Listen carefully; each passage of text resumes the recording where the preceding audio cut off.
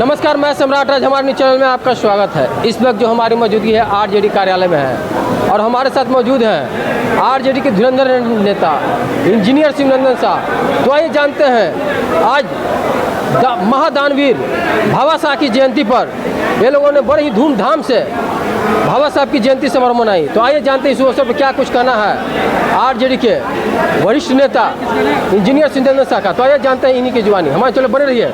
क्या कहना चाहेंगे, आज बड़े ही धूमधाम से आप लोग हर्षोल्लास के साथ भाभा साहब की जयंती मनाए, क्या कहिएगा इसको लेकर? आज राष्ट्रीय जनता दल के कर्पूरी सभागार में अपूर्व भीड़ के साथ हमारे शूरवीर, दानवीर, राष्ट्रभक्त श्री भाभा साहब की जयंती मनाई गई। हम सब इस अवसर पर पूरे भारतवासियों को हृदय से नमन करते हैं और शुभकामना भी देते हैं। आज इस सभागार से ये संदेश गया है कि जैसे भाभा साहब ने अपने देश में जब अस्मिता खतरे में पड़ रहा था, सभी परेशान थे, क्रूर रवैये से तबाह थे, मुगलों के शासन के द्वारा दमनकारी रवैया अपनाया जा रहा था। उस समय जब महाराणा प्रताप घास की रोटी जंगलों में खा रहे थे तो हमारे पूर्वज, हमारे पूर्वोधा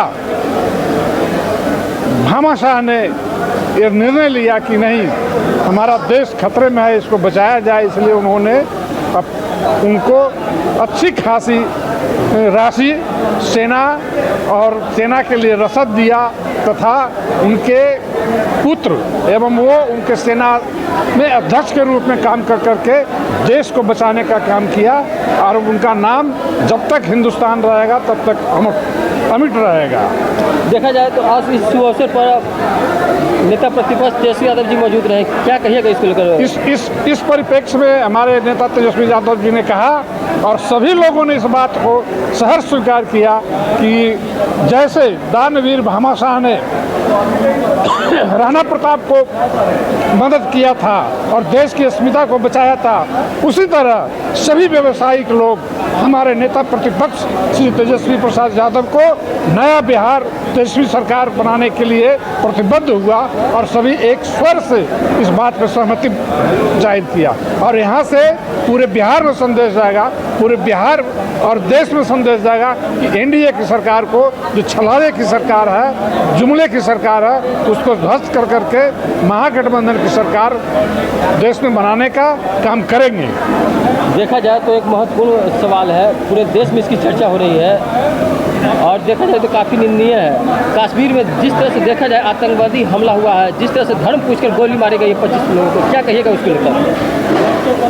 देखिए, सबसे पहले तो हम तो काफ़ी मर्माहत हुए हैं। उन दिवंगत आत्मा को जो 27 दिवंगत हुए हैं उनको आपके चैनल के माध्यम से मैं श्रद्धांजलि अर्पित करते हुए कहता हूं कि जब जब चुनाव आता है, पहले उरी में हुआ सर्जिकल स्ट्राइक, उसके बाद पुलवामा में हुआ RDX ब्लास्ट जिसमें शहीद हुए 50 जवान, और इस बार जम्मू कश्मीर में पिछले सप्ताह 27 लोगों की जान गई।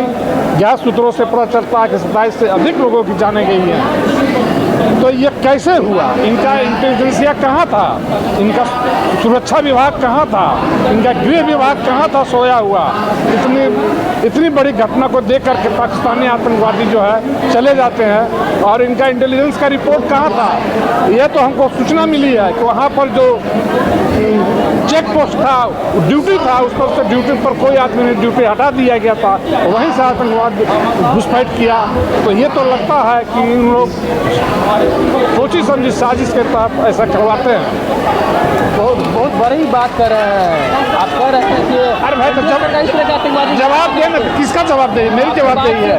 कुछ देर के लिए समझ क्यों कि जो पुलवामा हमला जो हुआ था अभी तक उसका सीबीआई जांच नहीं हुआ, उसमें चेक पोस्ट पर से सेना को हटा दिया गया जांच करने के लिए, गाड़ी बिना जांच के जा रही थी, उसमें ब्लास्ट हुआ, तो उसके लिए कौन जिम्मेवार है? आखिर सुरक्षा विभाग और गृह विभाग ही ना जिम्मेवार है कि आम जनता जिम्मेवार है?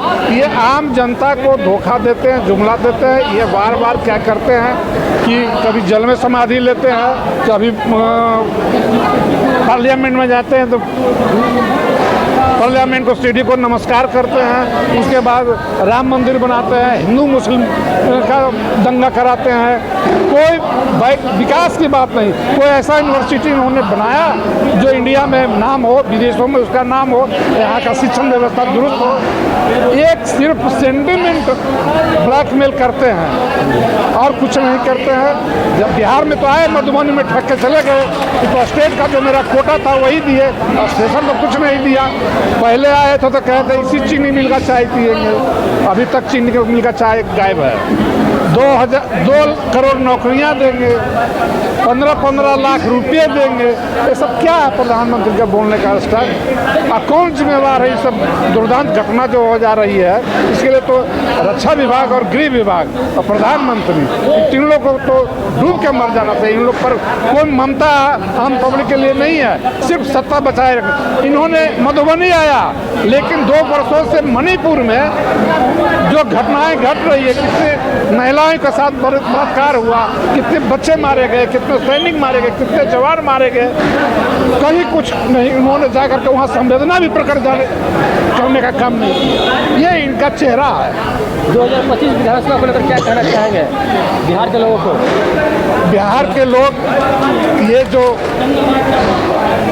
ब्रिटिशिया हुकूमत के इशारे पर चलने वाले गांधी के हथियारों की सरकार है, उसको जनता उखाड़ के फेंकेगी और एक नया बिहार तेजस्वी सरकार को देगी। तो देख सकते हैं हमारे साथ हैं आरजेडी के धुरंधर नेता, वरिष्ठ नेता इंजीनियर सिंह शाह। इनका कहना है कि जो कश्मीर में हमला हुआ है उसको लेकर काफ़ी हम आहत हैं। वहीं देखा जाए तो एनडीए सरकार की काफ़ी निंदा कर रहे हैं। आप क्या सोचते हैं? अपनी प्रतिक्रिया हमारे कमेंट बॉक्स में जरूर दीजिएगा। तब तक हमारे चैनल बने रहिए, देखते रहेंगे विशेष रिपोर्ट। धन्यवाद। अब समय है, अब आप लोगों को आंदोलन करना है, अब आप लोगों को स्वाभिमान की लड़ाई लड़नी है। लगातार दिन दहाड़े हत्याएं हो रही है, रेप हो रहा है, दुकानें की लूट हो रही है। लगातार एक बार नहीं, सोने का शोरूम जो है कितनी बार चोरी हुआ, अपहरण किए जा रहे हैं, लगातार अपराध जो है चरम सीमा पर बढ़ी हुई है। और धन्यवाद देते हैं रमकिया साहू जी, पूरा लिस्ट बना करके रखे हैं, डेटा बना करके रखे हैं। जहां भी कहीं भी व्यवसायों की हत्या होती है तो रमकिया साहू वहां सबसे पहले पहुंचते हैं और हमारी बात कराते हैं पीड़ित परिवार से, और सिर्फ बात ही नहीं कराते, हम लोगों से जो सहयोग होता है वो सहयोग हम लोग करते हैं। और साथ ही साथ जो अधिकारी हैं पुलिस डिपार्टमेंट में, उनसे भी हम लोग बात करते हैं कि कार्रवाई जो है अपराधियों को सजा जल्द से जल्द मिले। बैंक की डकैती हो, लगातार ये जो है बढ़ रही है। जो मौजूदा सरकार से 11 साल से एक की सरकार है, 20 साल में राज्य की सरकार है। अब आप लोगों को आकलन करने की जरूरत है कि आप लोगों का इस सरकार ने क्या किया। चाहे आर्थिक नीति आप देख लीजिए सरकार की, लॉ एंड ऑर्डर देख लीजिए, कहीं भी जो है ये सरकार जो है आप लोग के हित की नहीं है। हम नए सोच के नए व्यक्ति हैं, युवा हैं, और हमें पीड़ा है कि अब तक 20 साल इनके शासनकाल का हो गया, 11 साल मोदी जी का हो गया, लेकिन हमारा बिहार सबसे गरीब, हमारा बिहार सबसे बेरोजगार, सबसे ज्यादा पलायन हमारे राज्य से होता है। हमारा बस एक ही संकल्प है कि आइए सबको जोड़ करके एक नया बिहार, नंबर 1 बिहार हम लोग बनाने का काम हम लोगों ने कई बार कहा। हम लोग सत्ता में आए, सभी महासेठ जी मंत्री बने, अमेरिका से देख करके कहां इनको हम लोगों ने नहीं भेजा। चाहिए बिहार के लिए निवेश नहीं, 50,000 करोड़ का बिहार का निवेश 17 महीने में इन्होंने लाने का काम किया, हमारी सरकार ने लाने का काम। हमारे लोग उन्होंने मेहनत की, 17 महीने 5 लाख लोगों को सरकारी नौकरी मिला। आज तक किसी राज्य में, किसी भी सरकार में जनता की नौकरियां नहीं। हर जात के लोगों को नौकरी मिली, जो क्वालिफाई किया उसको मिला, कोई पेपर लीक नहीं हुआ, 3.5 लाख नौकरी प्रक्रिया ठीक करा।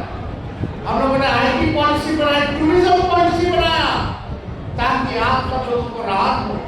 गया में बैठ करके सरबजीत जी है, वहाँ भोगिया के एमएलए है, उसमें कृषि मंत्री, कि पर्यटन को कैसे हम लोग बढ़ावा दें, सारे व्यवसायिक लोगों को गया में बुला करके हम लोगों ने जो है टूरिज्म पॉलिसी बनाने का काम आप लोगों के हित में काम किया। जो आप लोगों की समस्या थी उसको दूर करने का हम लोगों ने प्रयास किया, तो काम हम लोगों ने किया है। लेकिन चाचा जी को फर्क है, केवल 17 महीने हम लोगों को काम करने का मौका मिला, कभी भी 5 साल तेजस्वी को काम करने का मौका नहीं मिला, और काम किया तो मुख्यमंत्री रहते हुए किया। आज आप सब लोगों से यही कहना चाहते हैं कि एक मौका आप लोग जो है महागठबंधन इंडिया सरकार को देने का काम कीजिए, एक मौका तेजस्वी को दीजिए, मिल करके हम लोग बिहार को आगे बढ़ाने का काम करें। हम लोगों के पास रोड मैप है, विजन है कि क्या करना है हमको। आप बताइए, मौजूदा सरकार के पास कौन सा विजन है, कौन सा रोड मैप? आपको चिंता है अपनी चर्चा की, जिस स्थिति में वो है, लेकिन क्या ये बात नहीं सही कि अब वो बिहार चलाने की स्थिति में नहीं है? क्या 14 करोड़ लोगों की जिम्मेदारी लेने के लिए वो सक्षम है?